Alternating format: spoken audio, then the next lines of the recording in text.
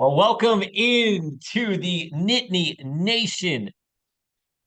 What are we calling this, guys? We're already off to a great start. No, it is the Nittany Nation Big Dance Sidecast. I'm Andrew Clay, Anderley Penwell joining me, Hello, hello. and Big John Harrar, former Nittany Lion center, also joining us from Spain. John, first of all, man, you woke up. Actually, you didn't even go to bed. It's like, what time is it there, John? It's 3:16 here right now. 3:16 in Spain, where John is playing professionally. AM. We need to 3:16 clarify a.m. AM. Very important Yeah, detail there. John joining us. I think John said when we asked if he would do this, he said he couldn't miss this chance, this historic moment. So we really do appreciate this, Micah Shrewsberry and company. For those who aren't really familiar with the sidecast concept here, we're not giving you play by play. So we do hope you're watching the game right now. But we are going to talk about the game. We're going to talk about what's happening and have John use his insight to kind of break down what we are seeing in TV. So we know Penn State taking on Texas A&M. Nittany Lions have never actually beat Texas A&M. We're going to give it a go tonight, looking for their first NCAA tournament win since 2001. If you're trying to kind of sync up our cast, we did just see the tip off. So Penn State with the ball to start this game. So, John, when you look at a game, big game, especially like this, the one thing I've noticed Penn State really likes to do is they like to get Kevin really involved early in the game. Why is that? Why does it seem so important to get someone like Keva involved so quickly? Shrewsbury, first off, tracks points in the paint. As I'm sure you watched all season, and with Jalen Pickett playing the booty ball that I love that term, by the way. Yeah, It's just which is poetry. hilarious. But Shoes always wants to play inside out, and as you can see, that's another former Big Ten player, Julius Marble. He was at Michigan State, I believe, right? Yeah, and that's what he does as well. Michigan State bigs are probably some of the most physical bigs I've played against. Nick Ward, and that's what they do. So now he's at Texas A&M, and they're not getting away from the Big Ten. It looks like, but For yeah, those of Shoes you, is he's always going to start inside out. and is that idea that you get those first early points with Keva inside because now you're forcing the team to go inside and defend? You're not just sitting on the perimeter early. They have to defend the interior because you've already shown that commitment. 100%. And I think Penn State also has the most made threes in the Big Ten. So the scout right away is going to be no threes. So if you can establish inside, it's going to give your team more open looks. And John, as a big guy, if you had someone like Andrew Funk on your team and the prolific shooting he's been doing from behind the arc this year, how much easier does that make your life in a day in and day out basis? 100% easier. I always cared about setting good off-ball screens, and as you're going to see in this game, you're going to see Keba, you're going to see everyone setting those off-ball screens for Funk, and then just getting great threes. That's a great shot for Seth Lundy. I mean, I think as a Penn State team, if you get that shot every possession, it's very high percentage. Seth has been shooting wonderful too. He's been killing He really has, and That was Curry range. Jeez. I think we have it. our streams kind of lined up here. I mean, wow. Okay, we all just saw how deep that shot was, right? Yeah. We say, Emily, you said Curry range, but I'm going Lillard. I'm going Lillard range, because that was an impressive 3-point shot. And boarded on a block. Um, I mean, Andrew Funk's range is kind of limitless. You didn't get to play, John. You played with a lot of this team, but one of the guys on this team you didn't play with at all is Andrew Funk. Um, but Yeah. you did see Andrew Funk when he was with Bucknell a little bit. I mean, kind of what do you see in his game that you love so much? Because while he is a great 3-point shooter, he really is just a great shooter. I love his mid range game. Hmm. Yeah. No, he's tough kid too. He'll play defense and he'll guard and he'll rebound. And I mean, obviously his best thing shooting. And Shoes does such a good job at getting him open shots, and Pickett as well. But as he's slipping, he's more than just a shooter. He plays basketball. Now, you were talking about Marable. He just had that block running from behind, right? John, I don't recall you doing that. No, No LeBron not the blocks. best rim protector. No, not the best rim protector. Well, I mean, I recall some blocks. It's just I don't recall you running anyone down. What happened, John? No, I don't know. Looks like they're really going at with Marble on the inside. How did you try to model your game after? I feel like a lot of people try to model their game off someone. Wedgie. We did get a wedgie Yeah, there. Got a wedgie. Who did you try to model your game off of? that's a great question. I got to play against Mike Watkins every day, and although I couldn't model his athleticism, I think he helped me a lot develop as a player with trying to just go get every rebound and help me learn how to play above the rim or play, different post moves. So I'll definitely say Mike had a big part in my development. And who's your favorite player as a kid? As a kid growing up, I'm a LeBron James era kid. I know some people don't love that answer, but it's just it is what it is. I mean, some people were Jordan era, and I was LeBron James era. So One of the interesting things about this matchup now, Steve Jones and I were talking about this earlier this week. Penn State now playing without Big Ten officials for the first time really since non-conference uh, play. You've been in this situation where you've played in a postseason. We just saw Pickett there draw a foul. Pickett could not draw fouls most of this year. How different really is the officiating when you get outside the Big Ten? Is it actually different, or is this something we I just make up? I think it is a difference because there's different athletes in different leagues too, right? Like the Big 12 has, I mean, obviously the Big 10 has great athletes, but I think more the Southern conferences, like the SEC and the Big 12, they have wings that can fly. They can dunk. They can block shots. They have bigs that play above the rim. So you obviously have to ref differently than someone just playing the booty ball, like we always say, or in the Big Ten. Like you get Hunter Dickinson in the post always, or something like that. You ref it differently than a team playing transition every play. So I do think you ref every league a little differently, even if it's not intentional. Is the Big Ten truly the most physical conference, or is that something we just have made up? Physical, as in just pieces of bodies flying at each other, yes. But I do think there's really good athletes though in Pac-12 and other Power Five. I can remember playing just different teams in non-conference and in the NIT, and there's some athletes outside the Big Ten for sure. I remember preseason, John, seeing a picture of you. You had been working out with the team or something along those lines, or you stopped by a practice. This team is a fair bit bigger than it was last year. What was your kind of reaction when you saw how big these guys were? Because last season it was you. That was it. You Mm, were really the only interior size, and now you don't see some of it playing. You don't see a guy like Demetrius Lilly really getting the court much, but you do have Mike Henn and you do have right. Keba. There is a fair bit of size, and there's a fair bit of size in this upcoming recruiting class too. Yeah, for sure. I think Greg McSkinnis is the strength coach there, and he is very good. It first starts with you, right? You have to want to put on size. You have to want to learn about your body and how to eat. But if you want to, Greg will really transform you. And he did that with Greg Lee, who we had last year. Greg came in and he left like 10 pounds heavier. So I can see a big transformation in Keba when I saw him this summer, and physically and mentally. I mean, every game Keba has just gotten he I remember at the start he was playing and he can shoot the three, but he was showing everyone that he can shoot the three. And then recently now he's just getting gritty, as Coach Shrews would say. He's just getting gritty. He's doing what the team needs.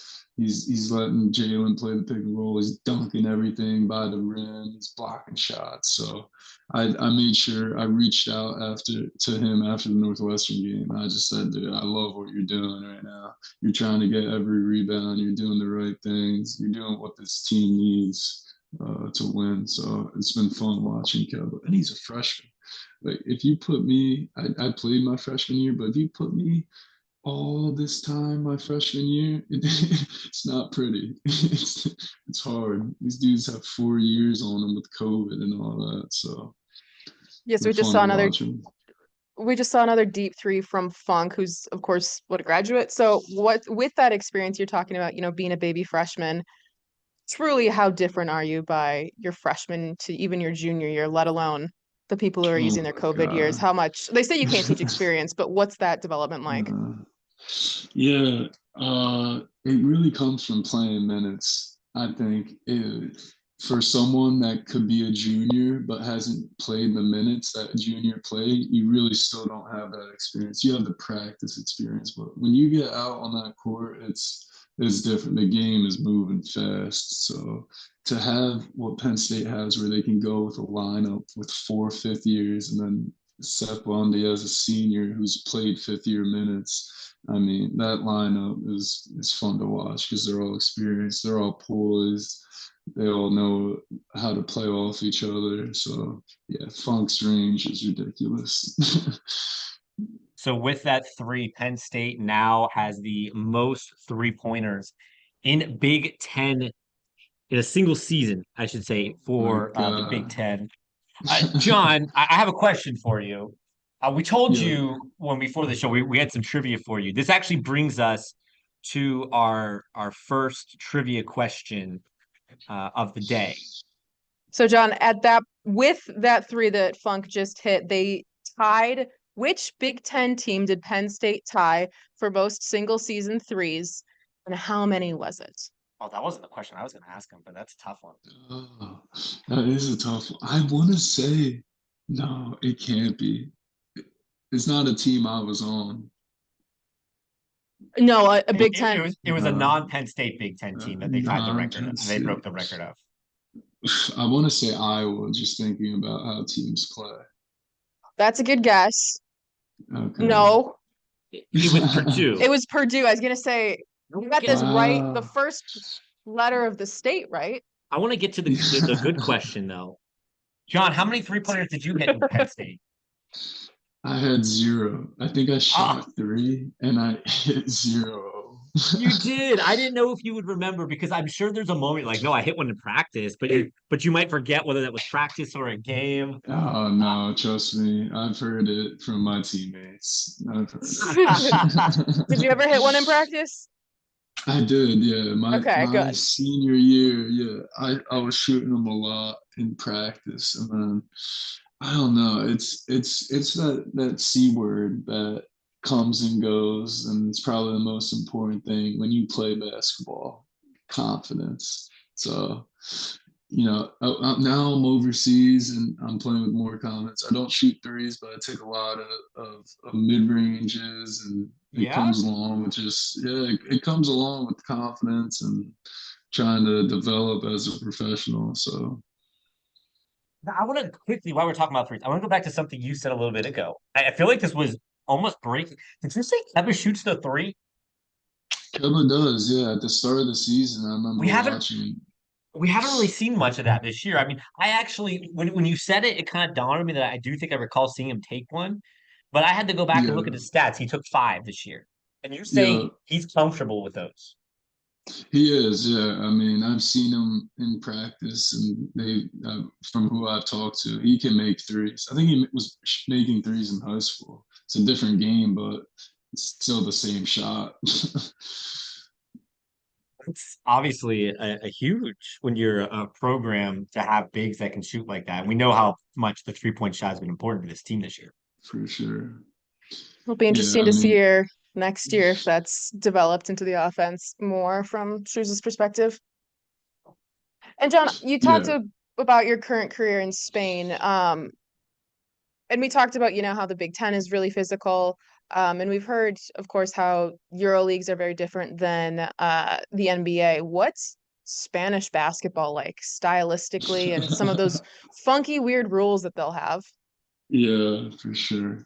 My coach's favorite. This will put a good perspective. My coach's favorite saying is "muy contacto," and that's a pretty easy translation. But he loves contact. In Europe, you can use a lot of your body. You can't use your hands like You have a you lot do. of it too, John. Yeah, you can't use your hands like you can do here in America, but in Spain, I mean, if someone like say for instance I have to run to go set a screen, someone can basically box me out from setting a screen, which is a foul in in college. But I mean, you can use your body as much as you want and get away with it. And low post defense, just body. So a lot of contact with guards. They pick you up. Like Purdue picks teams up full court. Every team here has someone picking you up full court. They press, they play physical, they play fast. But I've enjoyed it. It's fun. It's a mini Big Ten. We are at the under 12-minute media timeout. Excuse me, media timeout. John, I kind of want your thoughts here on the first 8 minutes. What have you seen of this game that you like and you don't like so far? I think they're obviously Funk has hit threes, but they're definitely trying to get Pickett going in his game and trying to establish, get in the bonus early.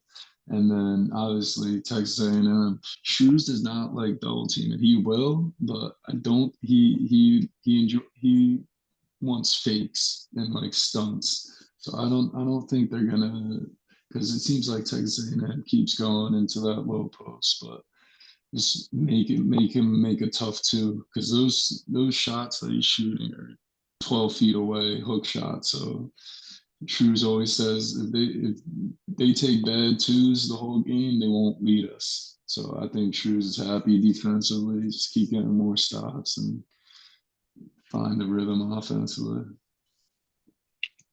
Defending the post this year has been an interesting topic for Penn State because they haven't necessarily done it great at times. There's been more than a time or two they wish they had you in there defending guys like Zach Edey. But I thought something interesting the Big Ten championship game, I'm curious to know what you thought. I thought Penn State was almost intentionally fouling Edey every time he got an offensive rebound. I thought in my mind it was foul him so he doesn't get an easy 2-point putback. Because you'd rather either send him to the line or force an inbounds play than let him get something in the restricted zone. Did you feel they were doing the same thing on purpose, or do you think those were just naturally called reaches? I thought it looked more intentional. Yeah, I think it could be intentional as well. I think no one could stop Zach Edey this year. He's the But John National Harrar Player of could. the Year for a reason. I don't think I could. I had this discussion with my brother, and he was a man on the mission, and he works on his body. He worked on his mindset. Last year, maybe you could get him into missing a shot, and then maybe he would not be aggressive. This year, he did not care. He was going to go dunk on your face, and it was cool watching him dominate the way he dominated. I, you had to play against him a few times. What was that experience like, Yeah. and how did he develop? Yeah, I mean, Shrews told me that his saying was just hope he misses. So I would make him shoot with his left hand, obviously, because that's a little harder. But this year with his left hand, he just dunked everything, or he would still score it. So that was my game plan last year. And then at the 3-point line, just go in like a sumo stance and just sit on his knees and try to tire him out. That was my plan. It's fun. It was fun playing him. What is He's humongous, but can you put it into perspective of people who haven't seen him in person? When he played you Yeah. last year, I remember saying you got to be humongous if you make John Harrar look like a small guy. How Right. massive is he? He can pick you up from your head, like palming your head. I would say that could put you in perspective. Like how you palm a basketball, he can palm your head and then lift you. So he's a massive human being though, for sure. And everything's like proportional with him as well. Some people like that are, like don't have like some some weird proportions, but his hand-eye coordination, everything. And with the weird proportions that you're talking about, defending someone or trying to rebound against someone who does have, say, super long arms, but like a shorter torso proportionally, or vice versa, does that mess up your timing or like your spacing? How does that affect you as a defender? Yeah, uh, I don't know. You definitely have to learn though how like as I said, like the low man wins sometimes in rebounding, Hmm. which doesn't make sense because you got to go grab it out of the air. But if you can get the position, and with Zach, that's for sure. Maybe he's gonna bury you under the paint, but then you have to get position and just throw him out of bounds, and you're not gonna get the rebound. It's definitely a whole game you got to play with someone like that. Oh, low man wins. Jalen Pickett led this team in rebounding, so I believe it. Yeah, yeah, he's been awesome. Although I think if Evan Mahaffey played more, that he would have gotten. Evan is a heck of a rebounder. He's had like so many big rebounds this year. John, you mentioned rebounding, obviously. So we have another trivia question for you. Where do you sit in the Penn State all-time rebounding list? Oh, I think ninth. Oh, you're way too You're modest. being way too modest. Really? Yeah. You, sir, are fifth overall. Do you know how many you have? Wow. I think something around 800. 831 puts you at fifth all time. 831. That extra fifth year, man. That'll get me there. What do you guys think about the fifth year stats Oh, going I'm towards? I'm torn, man. I'm torn because some of Yeah, these guys are it's just compilers. Mhm. I you, think you you should have get to an get rid of a asterisk. year. I think the stats should stand like he's maybe first all time or whatever, but he gets an Right. asterisk by it. You have An to have the asterisk. asterisk of saying you did play for the fifth year for a completely unrelated, not a red shirt or anything medical, like you just got the extra year. Um, but yeah, what do you think, Andrew? I'm a lot of the record books will put the years you played. Hmm. So I think that's generally enough because you'll be able to see that you played the extra season. It's a tough thing. I do want to mention we did just see Evan Mahaffey leave the game with an injury. He fell in transition after getting a turnover. Evan Mahaffey has been really interesting. We were just talking about him just a moment ago. What what have you seen from him, John, in terms of his I think his flexibility, his ability to handle the ball, his ability to go inside, rebound, defend. Like to me, he's a freshman Seth Lundy. That's how I see it. I don't know if he can I shoot agree. the same way, but he's a freshman Seth Lundy. I agree. I think he has probably the most potential on this team to turn into a heck of a player. I think he could be a Big Ten Defensive Player of the Year. Some of the defensive plays that he makes throughout the year have been insane. And is Goes up to that, block a shot. sorry, I totally cut you off there. Is that No, no just problem. pure instinct, or is that something that he just fits in the Shrews system Yeah, well, yeah. or a combo? I think it's both. I think his instincts and his first jump, his first step, how quick he is off his feet, his length. He can. I'm sure if Penn State didn't have Seth, that Mahaffey would be guarding the best player every game. Uh, I know the coaching staff really loves Evan though. He's like a great kid, works hard, does whatever he's asked all the time. So I think he's gonna do well under Coach Shrews. He also looks like he's the second oldest guy on the team next to Pickett. I remember when we first saw him at media day. I said, "That's not an 18-year-old. That's a grown man." No, yeah, I think he has a mustache, right? He's got a beard. He got a beard and everything. Yeah, yeah. I can't grow a beard like that. No, me neither. This has been an interesting start. Three-pointers continue to fall. That's a real difference about this team from it was last year. When you guys struggled a lot with shooting, how much did coach want to shoot the three and knew he couldn't? How much do you think that's part of who Coach Shrewsberry is as an offensive schemer? He's a guy that wants to do three, or do you think he's just adjusting to what he has right now? Yeah, I think we start and finish every practice with shooting when I was there. So that's definitely if he always had a saying that if we were scouting a different team and the guy couldn't shoot, he would be like, okay, this guy does something well because if he can't shoot, he's not playing. That's his mindset. So to be on this Penn State team, and I don't think Shoes is going to recruit a kid that can't shoot. That's just how I see it going. Everyone on his team has to shoot, and that's his offense. I mean, hopefully, I can call out one of his out of timeout plays that I love. Oh, I hope Probably you going can to be too. Oh, I hope Funk. so. Yeah, yeah.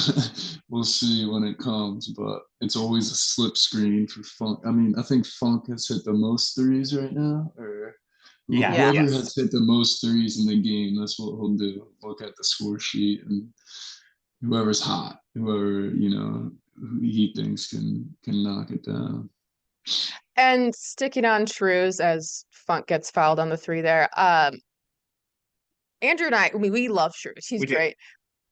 Just like press conferences, very funny.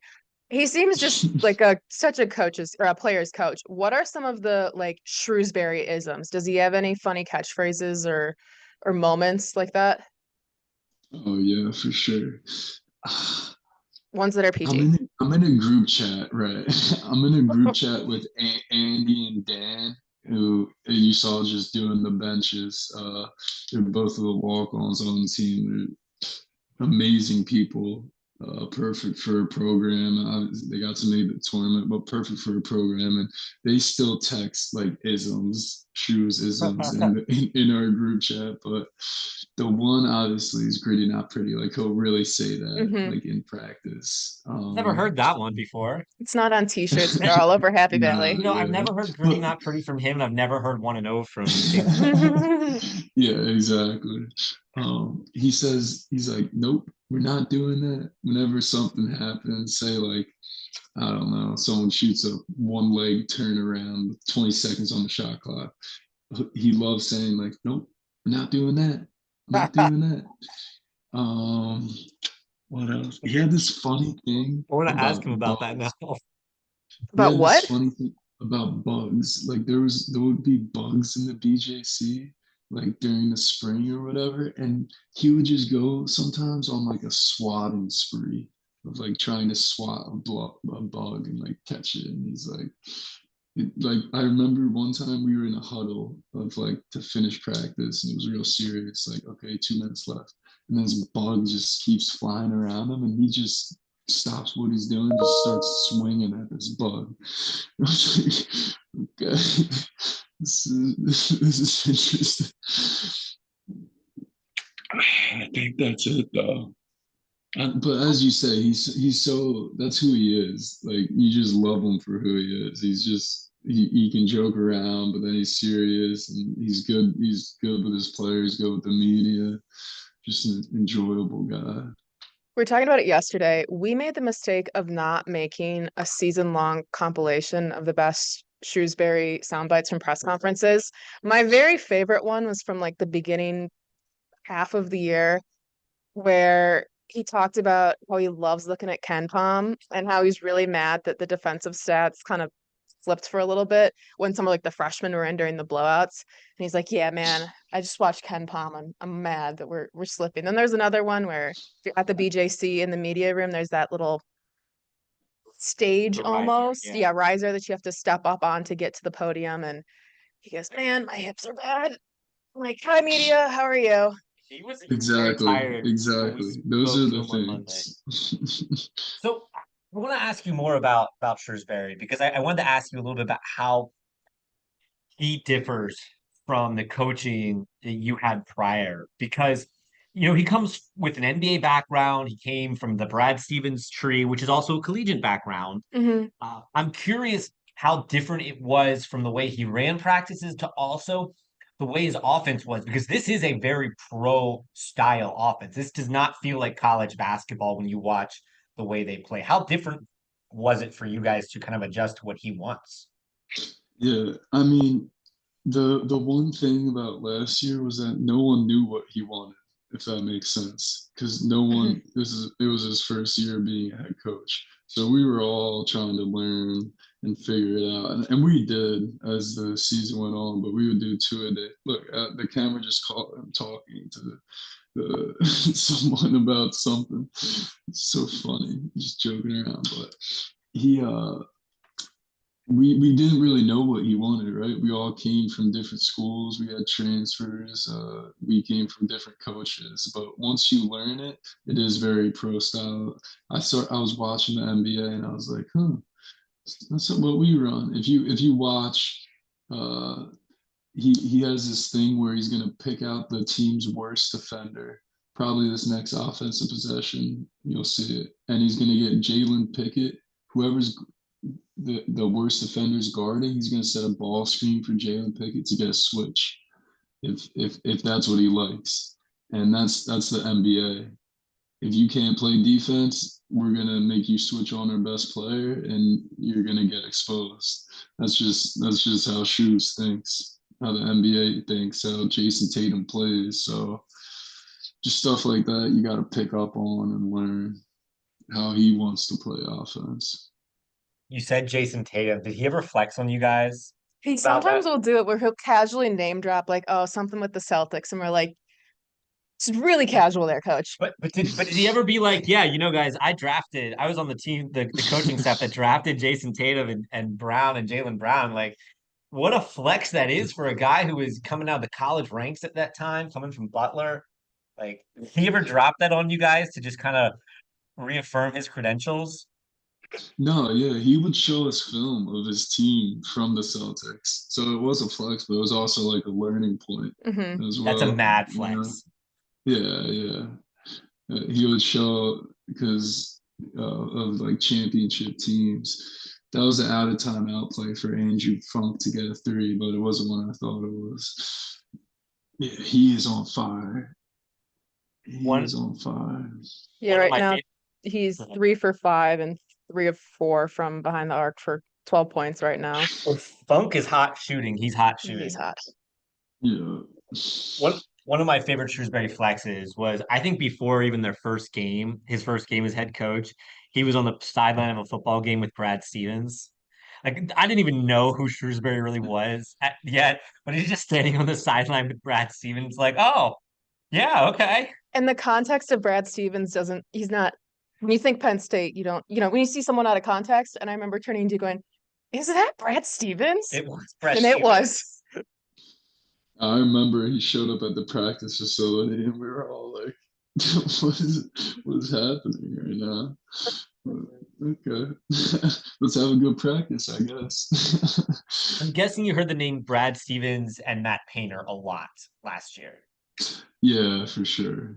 For sure. Those are two really good guys to learn from, though, I would say. Yeah. Some good mentors in basketball and in life, I bet. Hmm. So we are now 6 minutes to go in this opening half. Penn State up by 9. Andrew Funk really doing most of the offense. Pickett involved in the offense, but really, it's been the Andrew Funk show, and you really just gotta love the way Penn State's defense has played, holding to Texas A&M to just 15 points. This is a Texas A&M team that can score pretty well. Did you think this was a favorable matchup, John? Because I kind of thought as guard heavy as Texas A&M is, I thought that's a good matchup for Penn State because Penn State has some really elite guards. They may not always get Yeah. the respect they deserve, but a guy like Seth Lundy can defend anyone.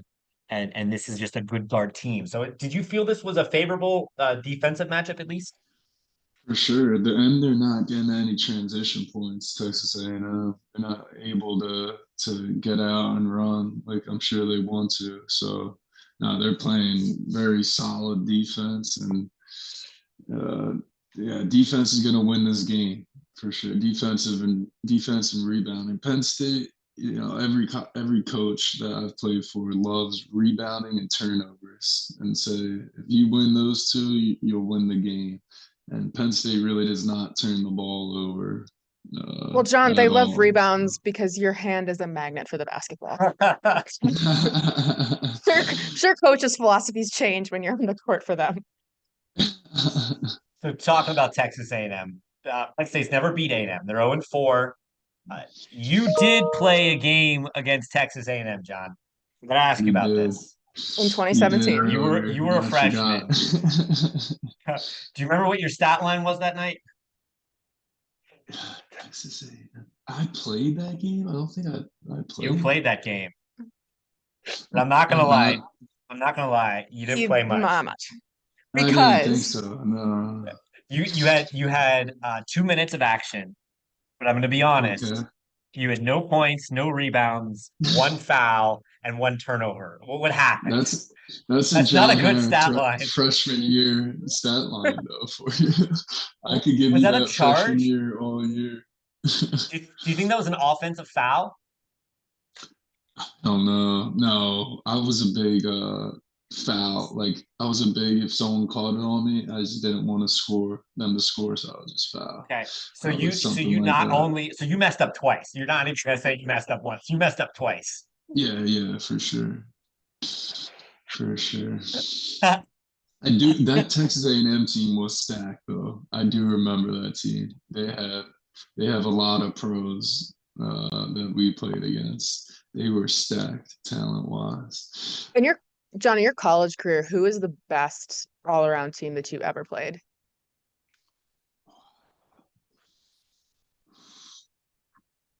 Best You got John all thinking. around. Mhm. Yeah, I know that's a John, hard question. why'd you ask him hard questions? I said no Sorry. hard questions. Sorry, my bad. We wanted John to look good. No, No hard questions. I think Michigan State, my freshman year or sophomore year maybe, when they had Jared Jackson Jr., Cassius Winston, Nick Ward, Miles Bridges, all those students. As far as a team goes, I think yeah. And just GOAT, Hall of Fame, legendary coach in Tom Izzo Yeah, as well. So for sure. I good don't group know of if you guys. guys saw that too. My stream might be behind, but they just shot a 15-footer, and I can remember this being a learning lesson for me. That Shoes just clapped and like signaled to his team like to calm down, and I remember him doing that like the first couple times, and me being like, "Wait, what? He just scored! Like, what do you mean? Like, why is he like?" But that's really his philosophy. Like, if a big man on the other team wants to shoot a 15-footer and make it like 3 times, he's like, "All right, now he's going to shoot it 3 times more, and I bet he's not going to make it." He does not care if a team wants to shoot that shot, and that's really how his Ken Palm stats come to life because they're not getting threes, and he loves that Ken Palm stat. I can remember I had a meeting with him, and he showed me that he has this guy bring a game report to him after every game and before every game, just about like what his team is ranked in every category, and then what the other team is ranked in every category.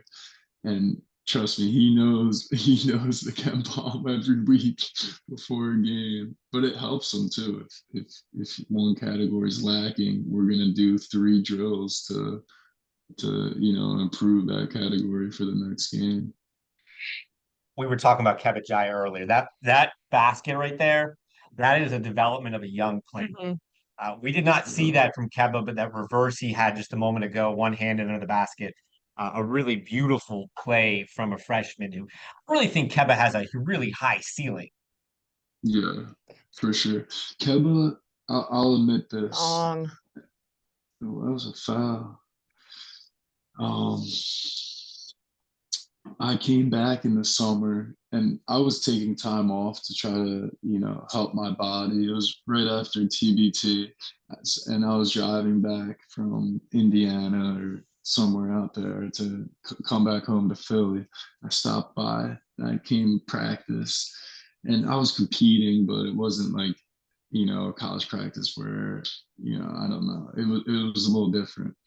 And coach is saying how no one can make plays. He's like, no one's making a play right now. No one's making a play. So they call this play for Keba to go do a dribble handoff to the right. So I'm like, okay, I want to see what he does. So I take away his right hand, obviously.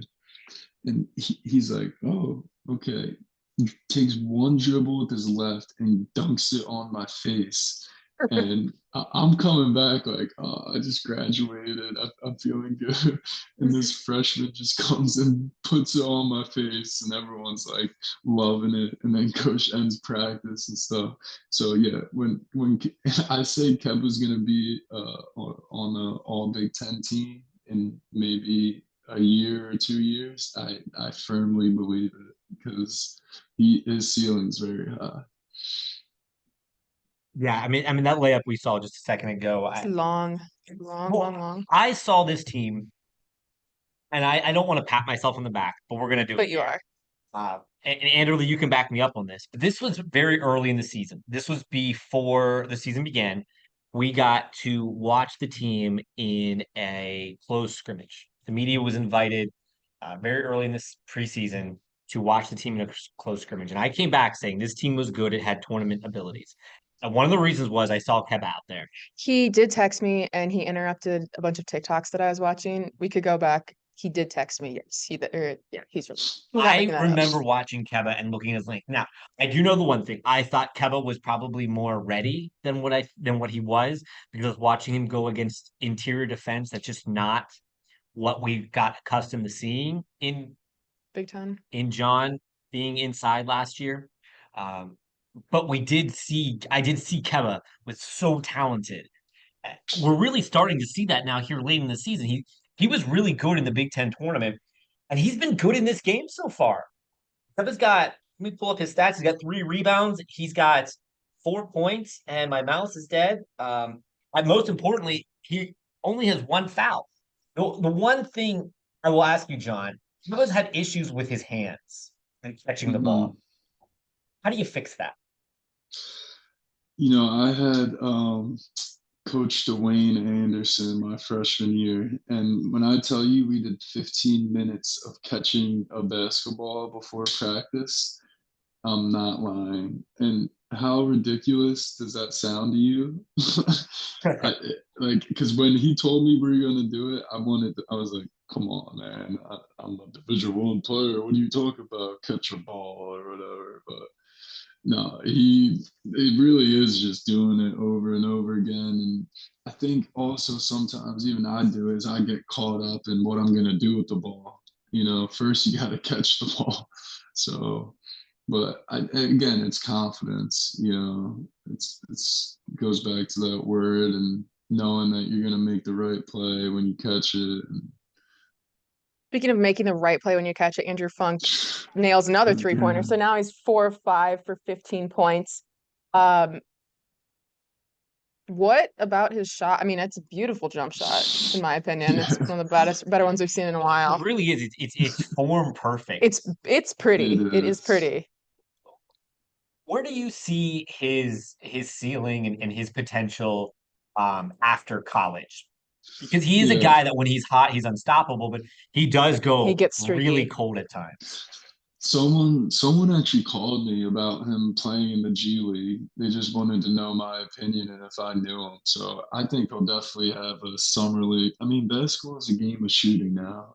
If you watch in the NBA, the G League, if you can't shoot the three, you won't play in the American professional system. So I think he'll definitely play in the G League, have a summer league. Try, especially if he's doing this in the tournament right now. Yeah, he'll have a chance for sure. the end of this first half is near perfect for Penn State right now, up 16 points. I knew felt good about Penn State's chances coming into this game, but I don't know, John. Like, is there anything we could have done better so far in this opening half? I don't think so. They're playing with a pep in their step right now. They're guarding it. They're being in their gaps. They're doing everything right. Jumping What do to you the think? ball as you see there. What do you think Shrews is going to say at halftime? That it's a 40-minute game, especially in college. And I mean, everyone falls into the trap. As you can see, NBA comebacks of 30, 20 points. Uh, Unfortunately, you got to play two halves, even if you're up 16. But right now, they're just dominating them. But you also got to know that it's the tournament. And for Texas A&M, I'm sure they have seniors that this is their last game of college basketball. So they're going to come out swinging. How different is Coach Shrewsberry in the locker room at half as to opposed to when you're trailing as opposed to winning? Yeah, he's definitely had some moments. I don't think it's trailing versus winning. I think it's when we're playing soft versus when we're not when they're not playing soft. If that makes sense. Because if you're playing the game the right way, he has another saying that the toughest team sets the rules. I'm sure you might have heard that in its conference or something. Along But those lines, yeah. yeah, he always said that to us. And if you're not the toughest team, then he's gonna come in halftime and he's gonna tell you that. But if you're playing the game the right way, you respect the rules that he lays out for you in the scout and all that, he's gonna say, just keep doing it. We're gonna make shots and we'll live with the result. Jalen Pickett up to 9 points, 6 assists. I mean, you can do it all you want. When Jalen Pickett starts drawing those double and triple teams, and I say triple, like that sounds ridiculous, but it does happen. Uh, he finds the guys. How good is his vision? When you first saw Jalen Pickett come on to practice last year, I'm sure you didn't know a whole lot about him. I mean, you went to Siena, not a school you guys were playing. It was different than Andrew Funk, who had played at Bucknell, a team you guys went head to head with. When Pickett came into practice last year, what were your reactions of him? Yeah, I can remember that they how much the coaching staff loved him. They were like, "Yo, this is gonna be the guy. Like he can really play. He can do whatever." And I had two people that I could play with for the rest of my career, and they make me look like I'm Shaq. Jalen Pickett and Tony Carr. They're so good at just making the defense think that, like how Evan just had that dunk. Evan had a wide open dunk. Those are the easiest points in basketball, and I miss not getting those points because the only two players that had done it was Tony Carr, who got drafted second round, and Jalen Pickett, because they can play that booty ball. They draw so much attention. Oh man, this guy's a second team All American. We gotta control him, contain him. And the other big guys like, it's a lot of mind games out there. So, John, we'll tell you where we are in the stream. There's about 1 second to go in the opening half. I do think our streams, which we set our streams pre-game to be pretty close, Yeah, but I'm I with think you. I'm with you. you're with 1.4 seconds. Yeah, no, Oh, I excellent. Excellent. Andrew Funk is having a great first game here. It's amazing what we've seen out of him. I'm sidetracked here because we have a producer who's talking to us, and for whatever reason, his messages are showing up on our TV, and I didn't know that would happen, and it really distracted me. But let's before we're going to take a little bit of break here in just a minute, but I do want to just look at this first half, recap this first half. 38-22, Penn State leads at halftime. It's been all Andrew Funk. I don't want to say all Andrew Funk because again, people I think sometimes forget that okay, Jalen Pickett's 3 of 7, he's got 9 points. Okay, whoop-de-doo. It's nothing groundbreaking, but the attention he draws is still so beneficial that he gets other guys involved, and the one guy involved right now is Funk. What do you What do you tell this team at halftime? And what adjustments do you think they should make? And If any. are there adjustments to make? Yeah, I think it goes back to just being the toughest team. I think they're being the toughest team. They're doing and they're being rewarded by their threes going in and getting the foul calls and doing it. So I think again, it's a 40-minute basketball game. Unfortunately, you can't play 20 minutes, and you got to go play a full 40 minutes and be ready for a punch. And then after you take a few jabs to the jaw, just go out there and punch right back. Well, on that note, while the players get their orange slices and their Gatorades, we too are going to take a little bit of a break. Earlier this week, I sat down with Steve Jones, the voice of Penn State basketball. Steve and I talked about the season. We talked a little bit about this game, but it was more about the season. It was more about the future of the program. And John, I really do want to talk to you about the future a little bit later. But let's go ahead and take a listen to the Steve Jones interview, and we'll be back in just a little bit. This is the Nittany Nation Big Dance Sidecast. I'm Andrew Clay, Anderley Penwell, and Big John Harrar, former Nittany Lion center, is with us. We are at halftime of Penn State, Texas A&M, 38-22.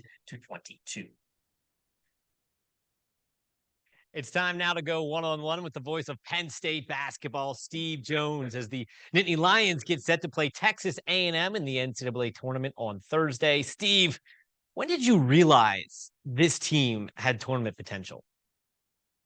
Early in the season, Andrew, we all thought that they had something with this team because of the experience and because of the balance in the lineup and the ability to shoot threes. So early in the season, we kept going through game by game. For example, they beat Furman down in Charleston, which is in the tournament. You see games like that and you think to yourself, okay, they have the chance to go someplace. But basketball is such a long season. You experience the ups and downs of it along the way. Everybody's ups and downs. Purdue's the number one seed. They had downs in the last month. Now they're back on the upswing. And that's just the way the length of the college basketball season is. But very early, we thought they had a chance. You've been covering Penn State basketball for more of your life than you haven't, I think, at this point. How does this team stack up? They're outstanding in many ways. It's the best shooting team I've ever seen at Penn State. And that includes the 2001 team that had Joe Crispin and Titus Ivory, for example. They're great shooters. Just more of them on this team. And it's a different style of basketball today than you see in the Big Ten, especially. This is more of an NBA style of team because they are shooting threes along the way. And when you have five guys that are shooting at 37% or better, the point value just means so much, and it's going to be critical in the matchup with Texas A&M. I think the NBA comparisons are quite interesting because I don't trust many teams to shoot mid-range, but I do trust this team to shoot mid-range. A big reason is because guys like Pickett, Lundy, Funk, Winter, they're all great shooters. They're all good in the mid-range. They're all good from outside. Those are the guys we talk about all of the time. But who's a player we don't talk enough about? Who needs more credit? Actually, I think the guy that people talk about but doesn't get enough credit is Seth Lundy. Seth Lundy has been outstanding. He was the best player to me and to Dick Girardi in the tournament. Jalen Pickett played really well. Cam Winter played really well. Andrew Funk had his moments, but Seth Lundy was really good in all three games. He ended up making the all-tournament team, and he deserved it because he was getting it done at both ends of the floor. And I felt his exit in the Big Ten championship game when he got his fifth foul was a big blow. I think Penn State may come back and win the game if he'd stayed out there. It was a blow, but Evan Mahaffey made a great play in substitution. Yeah. Now, Mahaffey, a freshman. Kevin Jai, also a freshman. I think Jai played really well over the last couple of weeks. Do you think the difference was in his play or how Coach Shrewsberry was using him at the end of the season? Oh, I think he's just a young player, just was getting better. And all of a sudden he's out there and he's faced Trace Jackson Davis before. Big plus. He faced Zach Edey now. At least now he's gone through it and he knows how to play it better. And he's playing with a lot more confidence right now. Mahaffey's a great athlete. Kanye Clary had a terrific tournament. So the freshmen have stepped up. They've been stars in their roles at this point. Few people have been on high or have been as high on Penn State as Andy Katz for the Big Ten Network. He is Penn State on his bracket going into the Elite Eight. Now, I'm not going to ask you whether or not you agree with that, but what gives people the confidence that Penn State can make this kind of run? Well, I think in part because they can shoot the ball. And not only can they shoot the ball, Andrew, they've gone through the stretch now of games over the past 10 where their defense is now back to where it was in December. They're playing a lot better defensively right now. But it's your ability to shoot the ball. And I think the game is going to be called a bit different at the NCAA tournament than it has been in the Big Ten because so much of the Big Ten can be played in a phone booth. Yeah, I think gritty, not pretty, really showed up in Chicago. And you're right. I think you're going to see the foul calls when they get to the NCAA tournament, when it's not the Big Ten officials who kind of let them kind of grind it out. We, of course, are talking to Steve Jones, voice of Penn State basketball. Steve, this is a moment Penn State can truly build on and invest in the program. Do you see the administration finally going all in on this program? And what do those next steps look like? Well, there's no question they're going all in on the program, and Pat Kraft is committed to doing that, and that's a big plus. We're in an era right now of NIL, and that is going to be a big component moving forward for any program across the country. You have to have a good, solid NIL program behind it, whether it's football, men's basketball, or anything. And so that's one of the areas that moving forward, they'll need to strengthen along the way, and they're working to do it right now. Do you think NIL is enough to keep someone like Seth Lundy to come back another season? Well, Seth Lundy, look, he's at a stage where he should at least explore the NBA draft. And here's the reason why. He should go through the process because the NBA draft process, Andrew, is far more liberal than the NFL process. You can go through the Chicago Combine, whether it's the G League or the NBA Combine, and then you can do individual workouts with teams and then make your decision 3 weeks before the draft. So he should go through that, find out exactly what they think, and then make his decision from there. That way he'll have more information to work with. It'll be a far more educated decision. He's Steve Jones, voice of Penn State basketball. Catch his call of Penn State and Texas A&M basketball Thursday on the Penn State Radio Network. Steve, thanks for coming on. Thanks, Andrew. Appreciate it.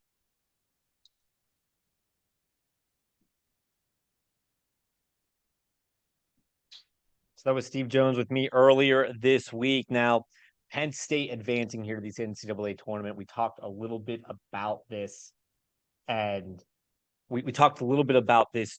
We're going to talk, I should say, a little bit more about this. But Penn State, Anderley, is at a crossroads in this program. The Nittany Lions are going to have to decide what is the next chapter. Penn State has been a team that has focused on football. Our school has focused on football for so long, but they're at a crossroads. Yeah, Micah Shrewsberry has been linked to the open jobs at both Georgetown and Notre Dame, and those are two pretty good basketball jobs. Yeah. And at this point, to be blunt, Dr. Pat Kraft kind of has to put up or shut up in terms of if they're going to invest into this basketball program, if they're going to drop the money in the facilities, into the assistant coaching staff, into Micah himself to keep him around. And it's an interesting conversation at this point in the year. But yeah. Micah says he is 100% focused only on Penn State. Yeah, it's something we dove into earlier this week, and we'll play that here for you right now before we get out of halftime.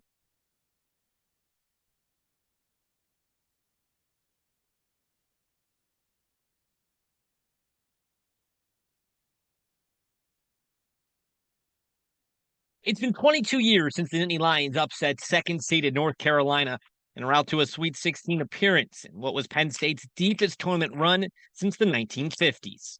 Started parking in a different spot this year in the AD lot there.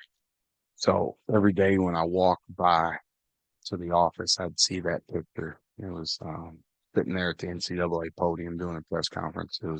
That drove me. Like I wanted that. I wanted that for our guys. I want that picture for our guys. 2 short years under Micah Shrewsberry has brought this program to a crossroad. Long considered an afterthought in Happy Valley, the team's leader is a hot name already in the coaching carousel. He's linked to jobs at both Georgetown and Notre Dame. The basketball season is going on. I have completely tunnel vision on our team. I'm happy to be here, right? Nobody wanted me a few years ago. I'm happy to be here. To keep him, it's likely Penn State will need to invest, but is it willing? New athletic director Pat Kraft seems keen to. Do you think it's in a position to retain someone like that long term if bigger schools do come calling? Yes. Absolutely. Even the biggest schools. Absolutely. I'm committed to keeping our and Mike is a great coach. Mike is a really, really, really good coach. That was Dr. Kraft back in December, but words will not be enough this spring. It will likely take more than a raise to keep Coach Shrewsberry in State College. Commitments to facilities, NIL, and a coaching salary pool are all part of the equation. It's not just a, and the great coaches know being able to hire staff that if you lose staff, which is part of the process, it's also about putting the infrastructure behind them to be successful. Right, in recruiting, whether this helps us in NIL or marketing or whatever it may be, you have to build off of this. Because this is the excitement level right now.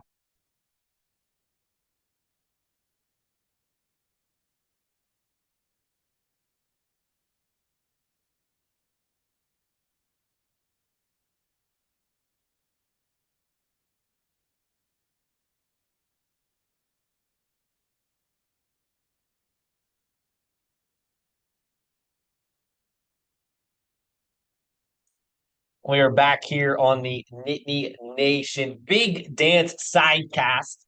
Penn State basketball taking on Texas A&M. It is halftime. We're going to bring John Harrar back in here in just a minute. 38-22 Penn State on top. John, do we have you back here now from our halftime break? Yo, Hey, so we were just talking, and I don't know if you heard the piece we just played, but we were talking about the future of Penn State basketball and how Dr. Kraft is at a crossroads where he has to decide whether or not he wants to invest in this program to try to retain Coach Shrewsberry, or whether or not the school continue to keep Penn State kind of as a secondary program. Where do you feel the future lies on this program, and how much have you seen? And this is tangential. This is also related. How has NIL changed over the last several years? You've seen the birth of NIL to kind of what it is today, and of course it'll have a future moving forward tomorrow. right, for sure. I think Those are a couple big things to digest for there. sure.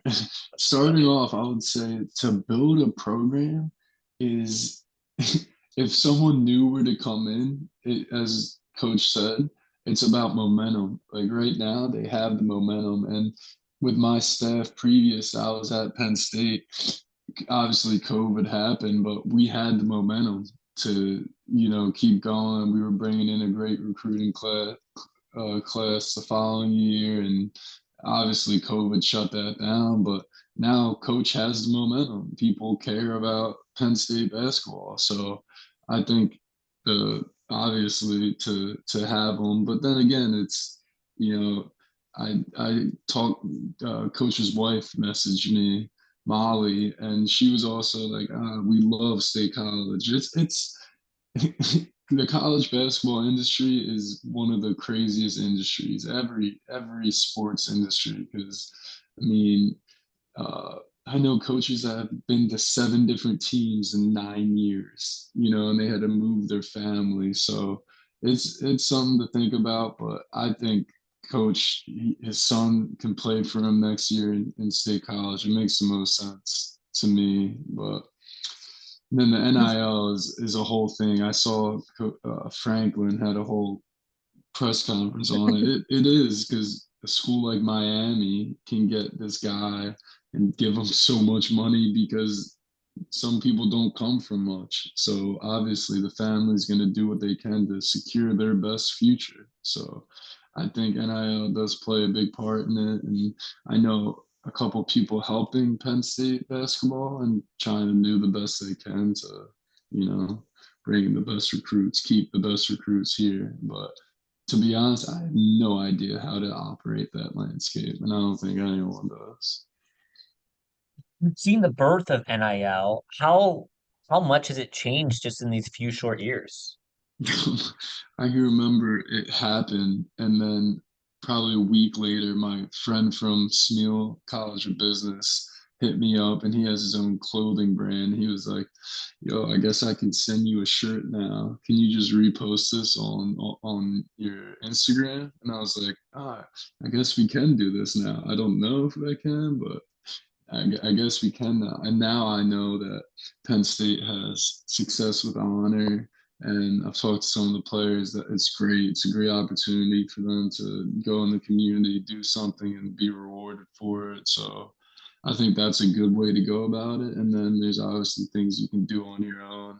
Eshan, I'm sure everyone knows Eshan now from just how Coach praises him and how he was putting the sticker up. He does a lot of TikTok stuff, so I know he has a lot of NIL with I think Sean Clifford's agency too. I don't know how to operate it. I think it really depends on the person. If you want to do something, great. If you don't want to do something, don't do anything. You know. So You've been it's all a hard across. space. You've been all across the Big Ten, and I want your true, honest assessment here. How how do the facilities stack up for basketball? Because that is, one of the things that you heard Dr. Kraft say in that piece we ran was, great coaches realize it's more than just the coaches' salaries. It's about facilities, it's about NIL, it's about just investment in the program from a much bigger perspective. We've heard James Franklin talk about all of this for several years. Like how does Penn State facilities stack up? Yeah, I mean it's difficult because you're never gonna beat the Michigan or the Michigan State where they have, Michigan State has a facility like the Draymond Green facility, right? Like they have resources like that, but Come on, I John, mean, you front The that. John Harrar court oh my at the God. BJC. Yeah, I can give one piece of wood to them right now, but no, we still do have good facilities. We just got new ones 2 years ago. We have the extra stuff that can bring the recruits in, the nice locker room with the shiny shoes, with the sauna, with the hot tub, the cold tub, a new weight room, a new practice facility. So I think we are up to date. On stuff like that. There was obviously an investment from donors and a want for that, but I do agree. Recruiting now is more than more than just a handshake. So What was your recruiting experience like? I had a funny one because of how late I was. I never had the Division One offer that I thought that I wanted to go to. So I had like a whole tryout where I came in April and tried out one on one. They really didn't know a lot about me, so I came, tried out against Satchel Pierce, who was another center, and then I committed actually like a week later, and then I showed up to campus 2 months later. So I didn't care if there was a sauna. I didn't care if I got a protein shake. I just wanted to be, on the team at that point. But now it's a little more different. The big uglies, they're showing on the TV right now. The big uglies out there at Basketball the game. I edition. don't know if I've seen the big uglies at too many basketball games. They're a staple at football. It's weird to see their face and not the mask. Yes, we usually see them in a helmet, and we saw their face. John, you've been at Penn State, and you were talking about momentum. It's been a very successful run here over the last 5, 6 years of Penn State basketball. I got another trivia question for you. Okay, you played. Do you know how many 1,000-point scorers you played with? Wow. It's multiple. It's a lot. I know. It has to be like 8. Bingo! Yes. I have did mad it. respect. Can I name them? Yeah, Yeah, go. We wrote them down. Okay. Tony, Shep, Lamar, Josh, Jalen, Miles, Seth. Oh, this person's One gonna more. hate One me. more. This person And is gonna. You're gonna be I mad at just yourself for this one. you've already mentioned his name tonight. Multiple times.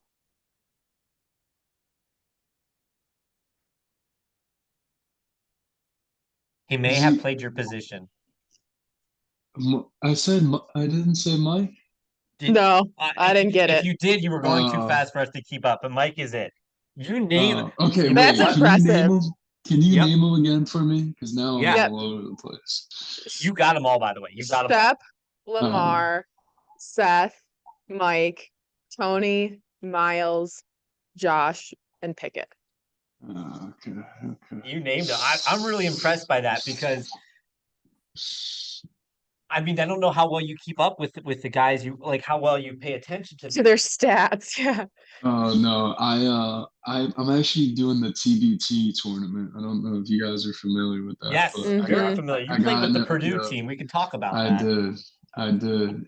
Thanks to Grady Eifert, who the camera just showed right there. But yeah, I did. And they had a GM who was very helpful, and I got a good relationship with him now. And he helped me talk to the guys. And I got my own Happy Valley Hoopers team going. So it's actually coming up. The registration's opening in like 15 days. So things are moving.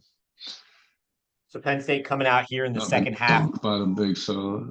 That's exactly what I was going to ask you about. Yeah, Keba, Andrew drew so much Exactly. Yeah. attention outside.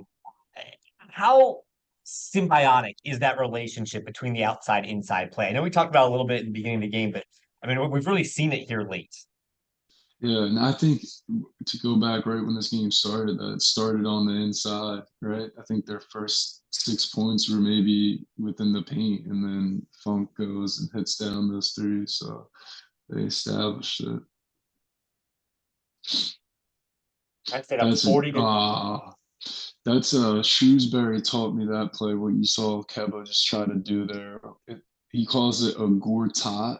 And there was a guy in the NBA, I don't know his first name, but his last name was Gortat. And he wasn't the best alley-oop threat, but what he did was screen his own man after the roll. So you set a ball screen, and then you screen your own man. And obviously they taught Keba the same thing. Got away with the foul there, though. Martin Gortat, I believe, a great Cleveland Right. Cavalier. I Yes, believe a great yes. Cleveland Cavalier. Yeah. Penn State up 40 to 24. You got a double-digit 16-point lead here early in the second half. Good math. What is kind of a mindset here? Because there can be patient, but then the game can run away from you. Teams can run down and you're just off. Like, how are you approaching this? Because you don't want to be too jazzed up right now, and you don't want to start celebrating a win yet. So, how do you find that balance about where you need to be in this moment? It's so hard because I mean, you guys watched the Big Ten games. Indiana, I don't know how much we were up, but it's a different mindset playing up from playing down. You got nothing to lose. So I don't know. As a coach, you tell your players you play to win, don't play the score. But it really is such a mindset thing to try to control and not look at the scoreboard. As we see that Funk hits another three, he's now 5 of 6. He has 18 points. And to me, it looks like A&M is just flat.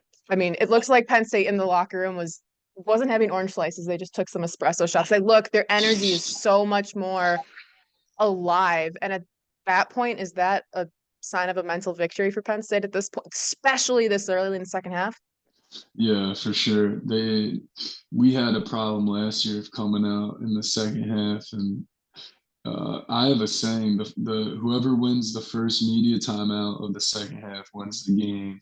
And I don't know how statistically correct that is, but in my head, it sounds good always. And It sounds great. James Franklin has kind of a similar quote where he talks about the middle eight, the last 4 of the first half and or the second quarter and the first 4 of the third quarter. So you and James Franklin are on the same mindset right there.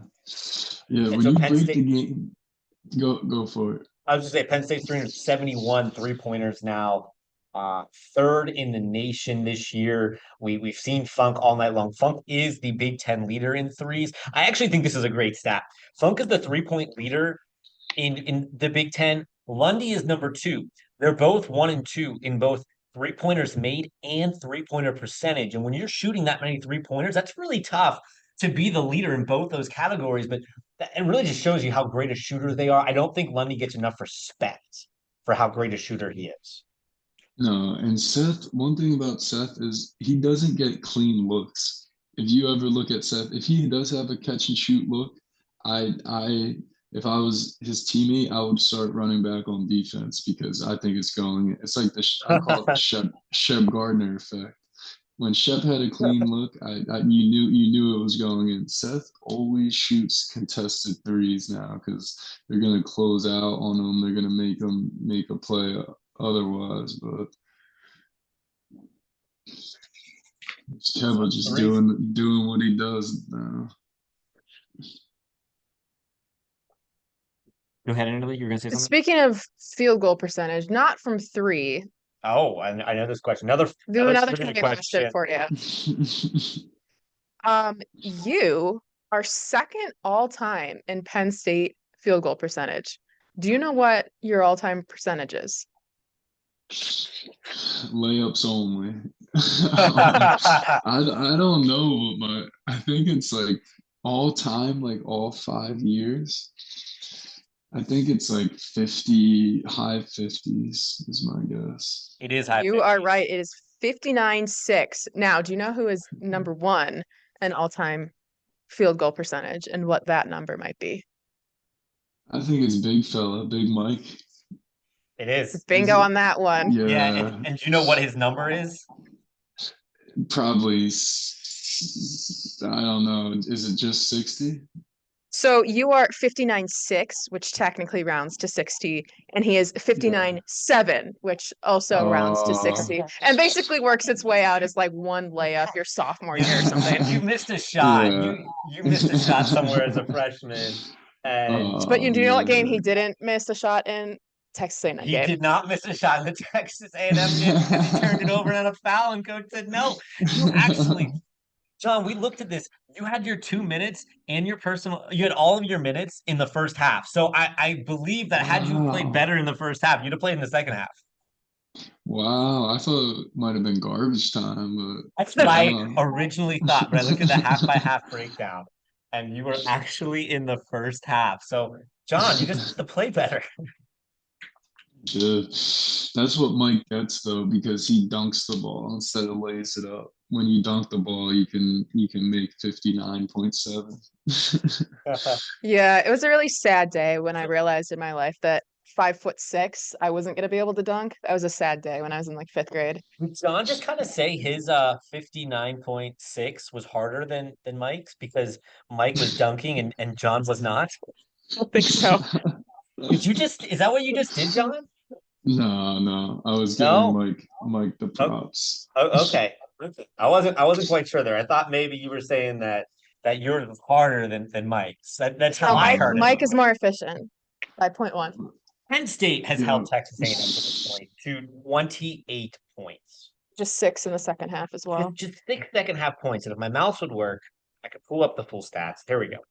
32% shooting, 20% from three. What has stuck out to you in your mind about what Penn State has done best at in this game?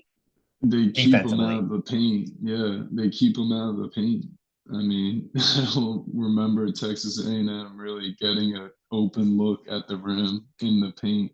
So I think they're doing a great job. And Shrewsberry scouts are the best as well. I always enjoyed a Shrewsberry scout, and his confidence in how we're gonna play defense really like makes you play defense that way. It's like the law of attraction. He like speaks it into existence, and then it just kind of happens. You just buy into it, and you can tell this team is bought in. You can tell in some games I watched today, the other team just is like ready for their spring break. You know, they're ready to go to Cancun. But this team, they want to keep playing. They're not. They're bought into Shrews, and they're bought into each other. So no 1, 2, 3 Cancun. No 1, 2, 3 Cancun. You mentioned buying in. You had a really good relationship and have a great relationship with Coach Shrewsberry. What would it mean to you when he made his comments during the Big Ten tournament when he was being asked after the game about, the team's mentality and the team's play, and he literally named you as being a big reason? What did that mean to you to hear that? For sure. He didn't have to do that at all. I don't know Like the fact that he even thought about me while he won that big of a game to advance him to the next round of the Big Ten tournament was awesome. But he just, I don't know, he never thinks of himself, and that's why, I think makes him a Penn Stater. I think the Penn State community is about community. It's about others. It's about other people, and that's how you get accepted into the community when you're not thinking about yourself.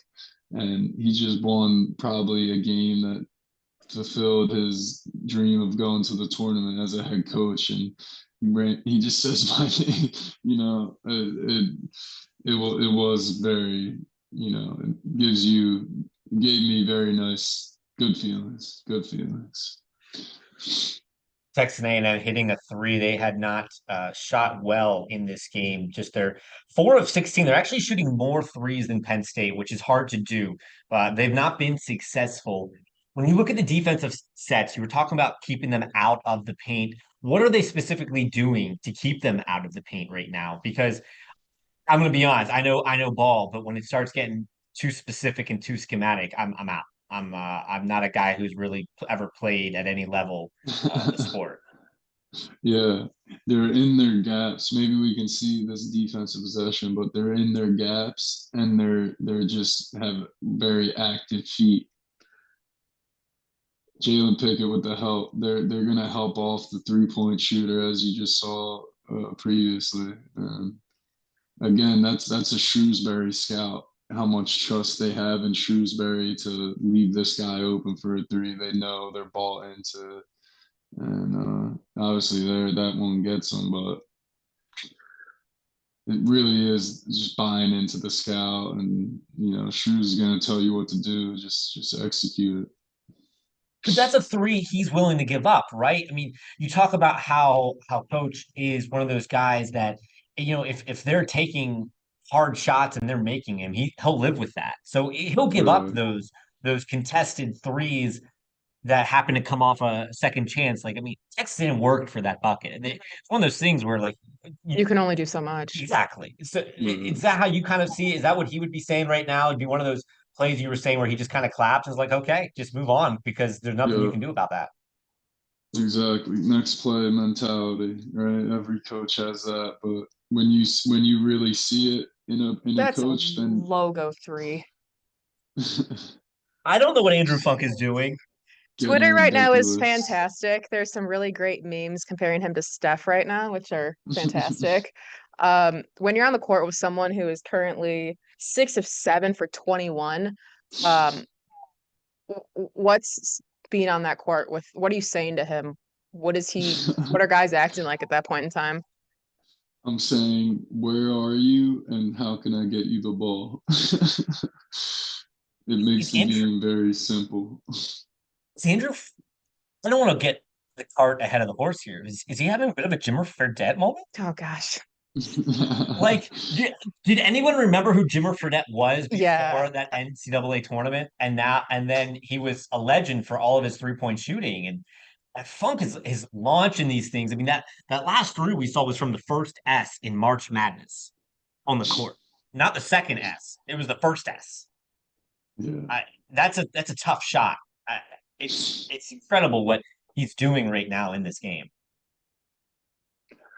I would love to know how much he works out too, because I bet that he's shooting probably 300 threes a day or something ridiculous like that. I know that the culture that they have is everyone works out. I talked to Seth, I talked to these dudes, and Dalian Johnson, who probably might not even get in this game, is working out on his own time, like an hour a day. So this is culture. And Miles Judd. When Miles hits a three, it's over. It's over. Strong as that dude. Oh my God. Everyone's like, oh, look at the size mismatch. Zach Edey, Miles Judd. Zach Edey's not moving Miles Judd. He'll shoot it over him. Well, that's okay, but you're not moving Miles Judd. Did you ever actively see James Franklin recruiting Miles Judd? I have, for sure. They have their talks. Did James try to get you? He did 1 year. He didn't talk directly to me, but Did you He did. did you play football in high school? I know you had your tryout with the Eagles Yeah, this past year, but did you play football in high school? I did. Yeah, that was the sport that I was getting recruited to That's go right. I did play. know that. It was Army, Yeah, right? Army. I was gonna go play at Army. So probably 100 pounds heavier than I am right now. But This has been amazing game for the Nittany Lions, up 20, 56-36 on our streams. I don't know if you're watching at home, if you're a few seconds ahead of us, a few seconds behind us. We have 56-36. Texas A&M has the ball. And the Penn State shooting just lights Oh my out as Andrew gosh. Funk. Make it 59-36. Penn State just can't stop shooting. How much fun is this? I covered Penn State's Indiana game this year in person. And I came away from I covered a lot of the games in person, but that was the game that I came away saying, man, that was a fun basketball game. When your shots just can't miss, how enjoyable is that? it's insane. This is fun. This is fun to watch. Something that I've And you noticed as got the well charge. is the shots that A&M's taking. They're late in the shot clock and they are desperation shots. Well, Penn State shots, they're just no one's around them for like 15 feet. They are wide open looks. So to me, defense leads to offense, vice versa. So Penn State, if we're grading this game, Well, it looks they just are so much more dominant and in control, completely affecting the run and tempo and imposing their will on the Aggies. the control. That's exactly what I was thinking. Like Penn State is playing their offense and their defense, and A&M's not a Big Ten team. And this has been a really good Big Ten game for Penn State. Physical is that how you see this being played out, John, right now? Yeah, they're playing Penn State basketball right now. They're not playing a lick of Texas A&M basketball. And when you're playing your brand of basketball, you're gonna dominate. And I mean, to see Andrew Funk do this is amazing. I never played with him, but to have a moment like this in the tournament, especially this is last year, like he'll never forget this game. People will come up, and this is a game that you just don't forget. What is he right now? 7 for 8. He's 7 for 8 from three. Yeah, this is a game that it's a great start to his career too. If he wants, he's going to go play professionally. Like this is really how people, as people say, rise your stock or he's a stock right. Like Andrew Funk is making a name for himself right now, which is just awesome. How surreal is this for you? I mean, I don't want to get too far ahead of us, but we've got a 23-point game midway through the second half. How surreal as an alum, as someone who came to this school, to be watching this and watching this team play in such a commanding fashion. Yeah, it's fun. I can't lie. I enjoy the people too, like I know the people that are behind the product that they're putting out, and they're all just great people. They're all very easy people to root for. They work hard.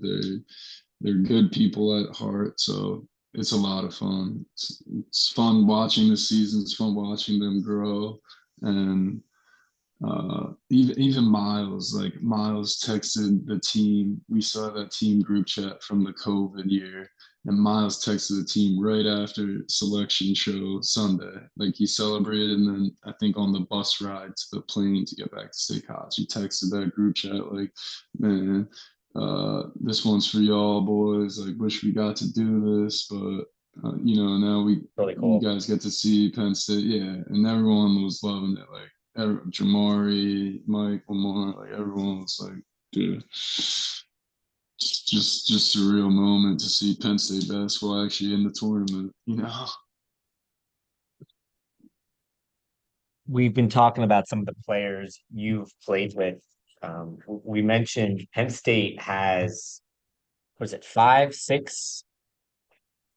It's our next trivia question. They've got 5,000 point scorers Currently on the team. currently on the team. We know Jalen Pickett is the leader in points, but I want to ask you this question.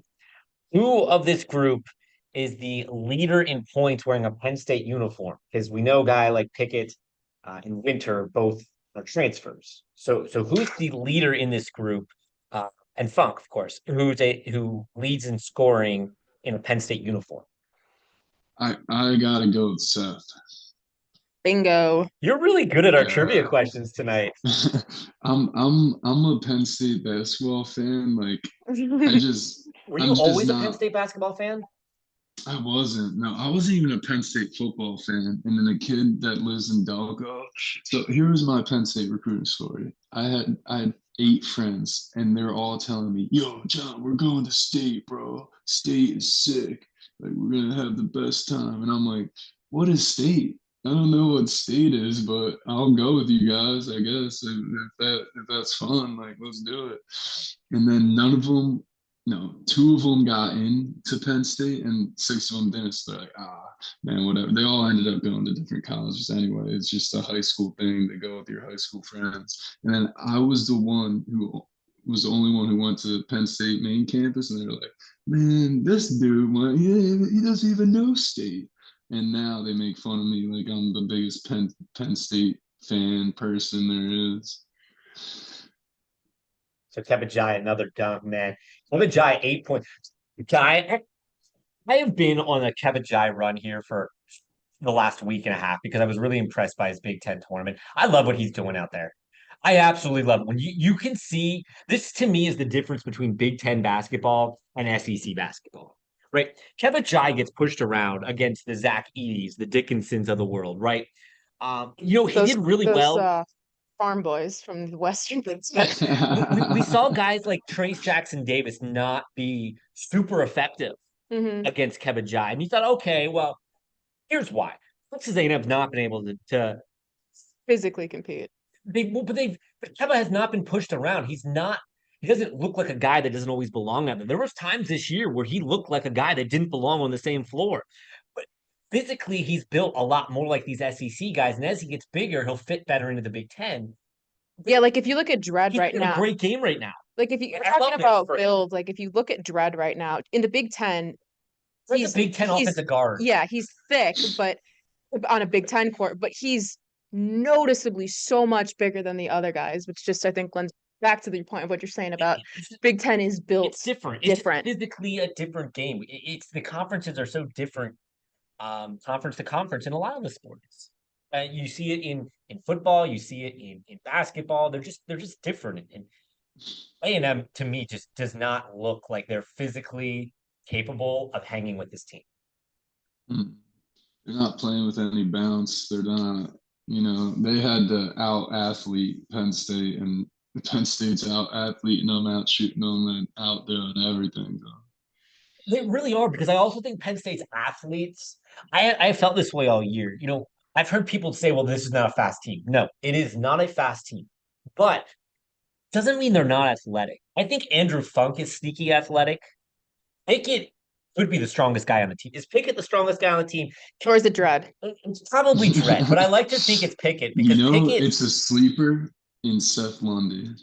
Really? I don't know. Is that really that big of a sleeper? Because I can believe that. Yeah, Seth Lundy's a big boy. Maybe if you want to move the most weight, definitely Miles, maybe. But I would say strongest, and Seth is strong in the weight room. Yeah, I can believe Seth, because Seth is he is complete probably the most athletic guy on the team, just by his way he plays and the way he looks. What with Seth? What's like the weird practice moment where he had some freakish, athletic, crazy? How in God's name did you do that? What was a moment of that last year? I think everything. Like Seth always dunks the ball, and as a wing, like you don't see that. So Seth will always dunk the ball. I mean, we've seen some great dunks from Seth in games this year. I think he's dunked on like 3 people this year. So what about that Jalen Pickett possession too, of him just backing him down? Oh, yeah. Seth, right? Come on, right as Seth drives down the lane, he lays it up. I know I'm a little behind, but he's got to dunk that for him. No, you're really right. I think it was the shot clock. I think that's why he didn't dunk it. Okay. Get the ball out of his because the shot clock Little went off as the ball went through pull the the net. hand away. Wanted to make sure he could Yeah. get the ball through out of his fingers before it expired. This Smart. is just You fun to were right. watch. This has been fun to watch, and Buzz Williams looks like he's got a He lemon. doesn't look very He happy. looks like he has a lemon ball, one of those lemon sour candies in his mouth. Those are Like, good though. Those are they're really good. delicious. They're delightful. As a candy connoisseur, those are some of my They're favorites. delightful, but he looks like he's eating something sour because he's not having a good one. I wanted to ask you, who is the best trash talker on this team? And don't repeat what they say. You don't have please. to repeat Yeah. what they said unless you want to. But who is the best trash talker on this team? On this team, I don't know. I really don't. I think when I was at that feel like one Seth is too practice quiet. this summer, yeah, Seth is gonna make a three. That's how he talks trash.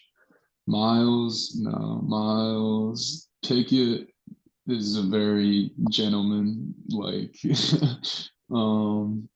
I think Cam, when I was back in the summer, I was talking. I think Cam had Can see it. some good things to say. He's undersized. And Funk. Andrew Funk putting people to sleep. That's I do love that. I like that energy. I will like that too. I will say during the Big Ten championship game, or it was the semifinal or something, Pickett had a back down and he did the too small. that. He backed down like the center. And he was like too Oh small. my The God. guy was like 6 or 8 inches taller than him, but he did the too small, and I love that. I absolutely love it. I do feel like Pickett could be like an Uncle Drew kind of trash talker, Mhm. where he just kind of acts like he's all older and more mature than you. And Like- calls everyone son and That's kid. like what everyone says Tim Duncan used to do, where he wouldn't say anything, but he just encourage you as you go along, which is to just make guys more mad. Exactly. That's Pickett. He's mature. That's a great way to put it. He's a mature trash talker. I feel like Miles Dredd is gotta be he's the most polite guy on the team, right? No, I think if you mistake him for not being as strong as he is, then No, he I know doesn't he's like strong. I'm just saying, I Yeah. feel like Miles Dredd is the guy who, if he actually bumps into polite. you while you're walking down the hallway, Yeah. he is the guy who is like going out of his way to make sure he says he's sorry and he helps you pick up anything you drop. I feel like he's just the most polite Yeah. human being on the He team. has great parents. He has a great mom and dad for sure. I got to live with Miles. He's a very polite. He's a mama's boy. He's a good kid. Good Is he a dude. good roommate? Yeah, for sure. Who was He messier? cooks. Oh, Miles Oh. for sure. But he cooks, so But does that he's make up also for allowed it? to be messy. Yeah. He's very good on the grill. And he can cook. That's for sure. Of all the guys you played with, who's the biggest trash talker? You played with some really great. Like I don't think people understand how great because Penn State has not been in the limelight in basketball, but some of that was the COVID year. There's an NIT championship in there in your era. It's been a really productive few years for Penn State basketball, and you played with some great players. So I got to know, like, who was the biggest trash talker on that team, on any of your teams? Who was the guy that stands out? It has to be Nazir Bostic, that Roman Catholic trio. That dude, in practice, he thought he was playing for a national championship. It was amazing. Oh Do you my know God. when? And Go ahead. I remember coming in as a freshman too, and never really hearing anything like it, and then coming into the practice, and I think I wet my pants. Let's just say that. I was like, "What is this? What college basketball is? This what's happening?" I did not have that on my bingo card tonight. John Harrar saying he wet his pants. So Penn State now here, a lot of draining the clock, a lot of isolation ball. Do you like that kind of offense? Because you get into the moments that we just saw here where Penn State kind of turns it over. They get kind of, I don't know, they drain too much of the clock. And we know this team is all about ball movement. Does that come sometimes, does it sometimes backfire, you think, where you get too stagnant because you're trying to run the clock out? I see it in high school all the time. Yeah, for sure. I think Penn State is comfortable doing it because they have an All-American in Jalen Pickett, and he's going to make the right play. But I do agree with some teams, it's not going to work like that. But I think if you get the ball with Jalen Pickett and he has 8-10 seconds to operate, there's going to be a good outcome, more likely than not. We talked about the era of basketball being successful you've played in. I got a trivia question for you. Do you know when the last postseason, any postseason, not necessarily tournaments, any of the tournaments, whatever? Do you know when the last postseason win for this team was? 2011, they didn't win, right? But I'm also talking about any of the tournaments because you have the CBI, you have the NIT and the NCAA tournaments. And do you know when the last postseason win was? Oh, The NCAA so tournament goes back to NIT. 01. Yeah. It was the NIT. What was that like? NIT. That was fun. I can't lie. People hate on the NIT, but I mean, when I tell you I thought we won the real thing, I thought we won the real thing. We got to play in Madison Square Garden. We like sold it out with Penn State fans. They did a whole chant that took over the MSG. It was fun. I mean, we had a great team. Like I think we should have been an NCAA tournament team, but the Big Ten didn't really have the respect that it does now. Because I think we were a 7th seed heading into the Big Ten tournament. We made it to the Final Four, lost to Purdue, who I think ended up winning it all. But I just don't think the Big Ten had the respect it does now, where they send 8, 9 teams. I think they only sent 6 that year, and then we were the 7th that didn't make it, but it was fun. I can remember too, our first game, we didn't have that fire. Like you see Penn State playing right now, you can tell they have the fire, they have the belief, the buy-in. But we played Temple at home the first game, and I don't know, maybe 2, 3 players really weren't feeling it. They're like, oh, we need the NIT. What does this mean? Like, whatever. And then Shep Gardner hits 2 threes to like get us in the game, win the game for us, and then we're like, well, we won the first game. Might as well start taking it, might as well start believing, buying in. And then we went on a great run. And yeah, I thought I won the national championship, though. I'll tell you that much. It's really cool. I do want to say Anderley's on here looking at Twitter, see what's trending, figure out what's going on right now. People are putting up pictures of Andrew Funk next to Jimmer Fredette, and all I'm And gonna they say do is look a lot I alike. called it first. They You heard it do. first here, folks. I made the Jimmer Fredette connection a good bit ago. All I'm gonna say, I'm taking credit for it. Welcome, world. I did it. My contribution to the world right there. John, with playing in March, when you're not playing in the tournament, in the NCAA tournament, what's the atmosphere in group messages, in locker rooms, amongst a program as Selection Sunday rolls around? Are you guys, making brackets or Are you talking invested? about it? Is it hard to be invested? Yeah, I think it's split. I think you have the guys that are like, man, I don't care about this. I'm not playing in it. Why am I gonna care? But then I'm just a college basketball fan. Like I still could tell you the Big Ten this year, who played, how they did. Like I'm just follow the Big Ten now. But yeah, I would say I follow it, but it is a sour feeling when you don't make it, because then you go right back to workouts. You get your 2 weeks off, and then spring training blocks starts with the lifts and the shooting and small group workouts. So it is that feeling. I love seeing Jalen Pickett's mom doing the whoop. Oh, is that what that's called? I didn't know what the name was for that.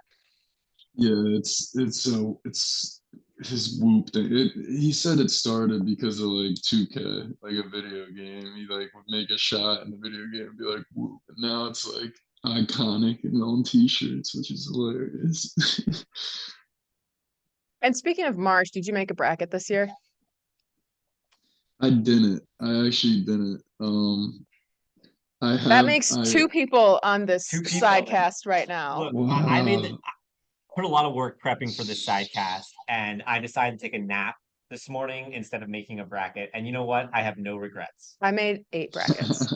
You made It is weird being in a different country though. Like I really am into European basketball now. I couldn't tell you a single team over here Mhm. 7 months ago, but now like when I go to watch basketball, I'm watching the European competitions and my league and keeping up with that. So I just enjoy basketball. Let me just say that. What is it? March Madness, it's so big over here. Do the Spaniards have any idea what's going on?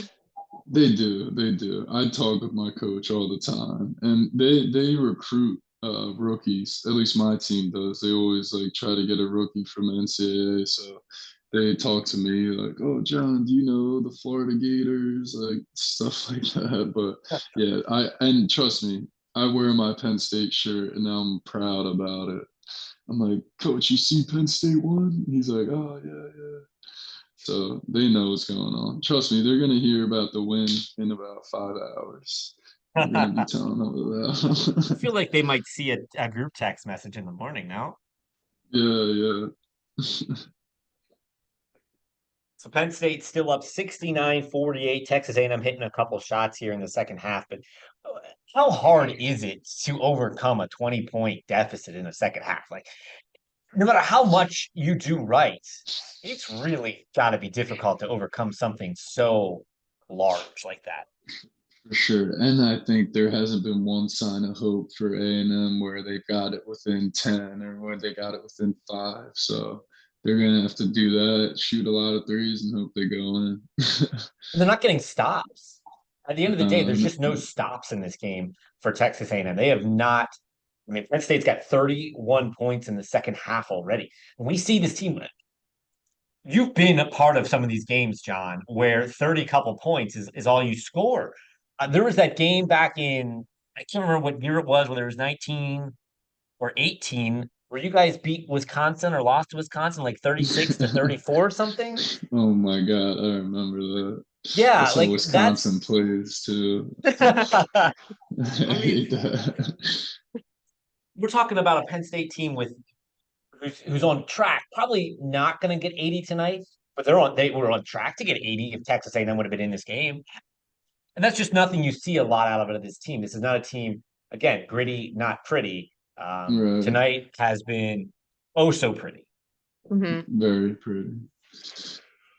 And it's credit to their work and development because you don't make threes if you don't work hard. Yeah, you can be a good shooter and stuff, but as the season goes, confidence dwindles and stuff. But I can tell you that these dudes are putting in the time to make those threes. Uh, the staff I had before Coach Chambers, he would always say like, "You earn that." Like as a shooter, you earn your shot. You don't just show up one day and shoot 6 threes in the NCAA tournament and like, oh look, or whatever. I'm 7 for 8. Doesn't just happen. So I can tell you that Andrew Funk definitely earned that.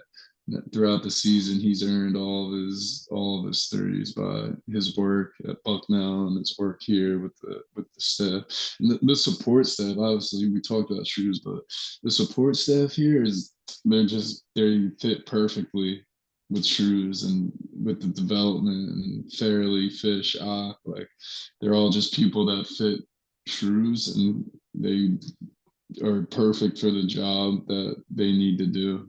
So yeah, Assuming that's another something, thing though. assuming something massively doesn't go wrong here at the end, these Yeah. final 4 minutes, Penn State will play Texas. One place where Penn State has not done great tonight, offensive glass. This has been an issue all season long. They give up a lot of rebounds. In fact, A&M has many offensive rebounds as they do defensive rebounds. So what is something, obviously that was your forte, that was your department. You were the rebound guy. I remember last year, King of the glass. Coach Shrews after a game, I forget what the exact line was, but he said something about along the lines of like, it's a given. It's like, did John Harrar work hard today? Yes, John Harrar worked hard today. It's just a given. You got rebounds, and this is something this team hasn't done. Is there anything you think they could do differently that would help them get more rebounds? And I know sometimes rebounding is just schematics. It's just getting back on Right. defense and stuff like that. Yeah, I actually I play differently over here, right? And I always say I kind of miss because Shrews is very good at putting her, at least for me, at putting me in a chance to get the rebound. It's up to me, but I'm always Shrews. How he teaches defense is you're always going to be between your man and the basket when that shot goes up, and then rebounding is just a want. You gotta want to do it. I am tall and 6'9", so I can obviously rebound better than someone that's 5'6". But really, there's got dudes out there that Jalen Pickett, he's 6'4", but I think he really wants to rebound. When that shot goes up, he's looking for the rebound. So I think it's really just a want to, and then from there, it is a smaller lineup. They play smaller lineup, so that's going to hurt them. But it is a want to rebounding. I really think, do you want the rebound? Okay, go get it. And if someone has to go steal it out of their hands, if you didn't get it, really is just that mindset. Do you think Andrew Funk has that mindset about shooting threes at this point in the game? He just Exactly. wants it. He just wants. Oh my God, I can't believe it.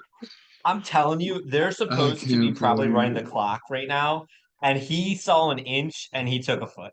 He was probably supposed to hold the ball for another 5 seconds, but he's like, nah, coach. I'm 8 for 10, 8 for 11, Let her fly, 8 for baby. 10. They're coming out of my hand and they're going in. That's just all that. Like, sorry, coach. I'm not waiting for 5 seconds on the shot clock. He needs to hit the Steph Curry. I want to see him do the put to and sleep. Then run away. Yeah. Turn while it's halfway through the arc, and then put to sleep. Then that would be pretty cold. That would be cold. quite cold. He is locked in tonight. This Career high to watch. The 3-point, the single game 3-point record. I'm not sure what it is for an individual for Penn State.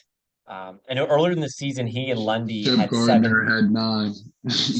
I was gonna say, I think it was 9 because I remember when Lundy and Funk had 7 each, and we were all talking about could it happen, and then they were beating the team by like 15, and they stopped shooting.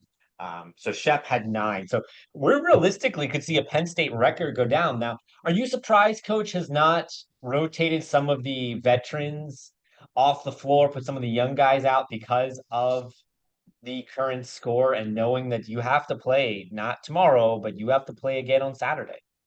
Right. It's hard. It's hard because it's the NCAA tournament. But now I can see at least 23 points, maybe when the clock hits 2, put in some of those guys like Dalian or Caleb, Mikey. Put them in. I was surprised to see Les Dalian this year. I really thought I was most certainly have a chance to really step forward in the lineup this year. It's hard with that transfer portal. It is because Shrews brought in 2 fifth-year guards in his spot, so it's kind of just the luck of the draw with him. But Dalian works harder than anyone, so he's gonna be ready when his name is finally called. He'll be ready. I do look forward to seeing Dalian last year because I thought Dalian, I really enjoyed watching his play. He's got a good offensive game. He's got a good defensive game. He's going to be a fun player to watch develop. I look, this is an opportunity, this team right now, to grow. We talked about it earlier about now's the opportunity to decide whether or not you as a program is moving forward or not. And are they able to retain Coach Shrewsberry? What commitment do they make to keeping him and building this program? You have a big opportunity. I just saw they're not quite wholesale changes, but Dalian's on the court, Kanye Clary's on the court, and then the Hayfie's on the court now. So Penn State is going to the bench.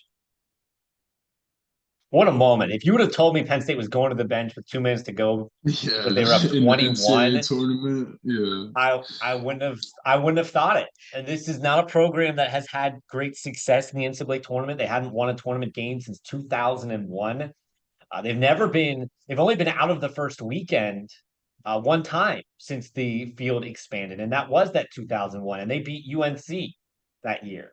And realistically, they could have pulled guys with probably 4 minutes They left. could have. Shrews hasn't done that at all. He has not. He's talked about it a couple times. For Pete's sake. I asked him about it after one of the games where it was, top of my head, I can't remember which game it was, but it was a game where they were up and it was, late in the game before he pulled people, and he had a kind of elusive answer about rotations and some other stuff. So there's definitely a method to the madness, of course, but I think he's trying to keep that maybe closer to the chest. So an impressive outing here for Penn State as we get into the final minute. Kanye Cleary, have not seen his name much, but if you're just watching Penn State for the first time and you don't know much about Kanye Cleary, that dude is lightning in a bottle. He is quick. And when he learns how to work the paint, he'll be better. But I sometimes think he gets in there and gets scared of the big bodies. He's impressive. Evan Mahaffey, Kanye, and Keba all are potential all Big Ten team players in my eyes. Now, can all three of them? I don't know if all three of them can do it in a year. I don't know if that's ever been done. But if they stick together for 3 more years, cool. And you add Braden Shrewsberry, who's the next coming of Andrew Funk, along those lines. He put 26 up in a game that I covered. What was that, yesterday? Yeah. And we're also seeing, speaking of Funk, he has 27, and that is the Penn State single game scoring record in an NCAA tournament. So 76-59 Penn State. There's a final buzzer. 76-59 Nittany Lions, first NCAA tournament win in over 20 years. About the only people left at the university who were alive back then was Sean Clifford. Who was in his sophomore year at that point. Yeah, it was Sean Clifford and Miles Dredd back in 2001 were the only people still alive that are currently in Happy Valley. No, what an impressive game for Penn State. And honestly, I'll be the first to say 76-59 doesn't do the game justice because Penn State dominated by better than 76-59. Killed them. What a game. There's going to be a good one. Saturdays when they play? It'll be Saturday against Texas as Penn State moves on to the round of 32.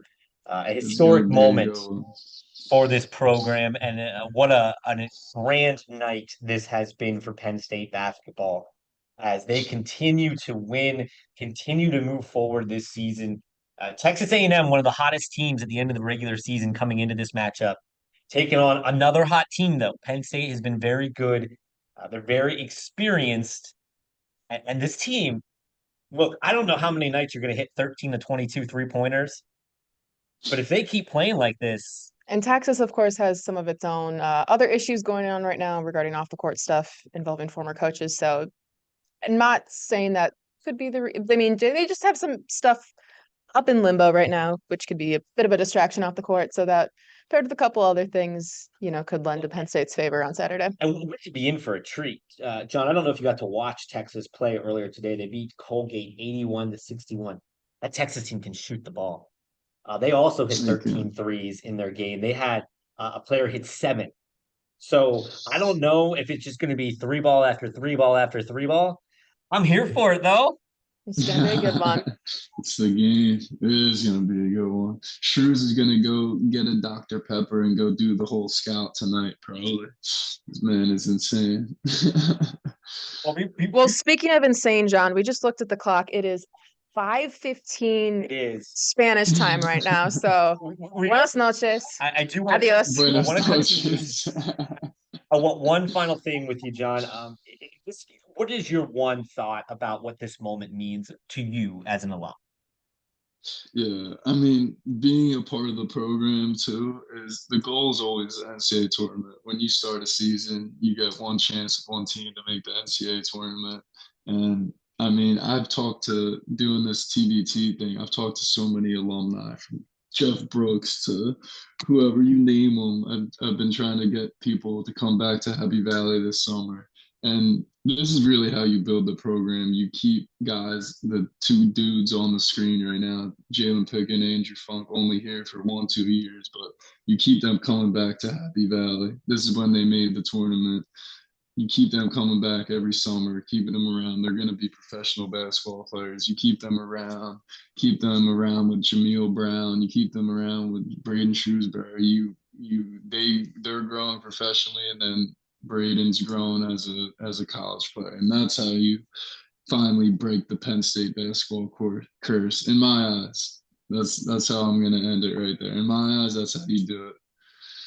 Well, I love that, John. He is John Harrar, former Nittany Lion big man, a big part of this team last year, a team that's now got an NCAA tournament win over Texas A&M. Penn State winning tonight by a score. I've already moved on from the stats at 76-59, an exciting night for Nittany Lions everywhere, including John Harrar, who is in Spain. So, John, you go to bed, practice in a couple of hours. We really appreciate a lot of Appreciate fun. you guys. Same here. I really enjoyed it. Thank you guys. And man. Let's go get another one. Let's get another one. Penn State will try to do that against Texas on Saturday. For Anderley Penwell, John Harrar, I'm Andrew Clay. We'll sign off. This has been the Nittany Nation Big Dance Sidecast. Thanks for listening.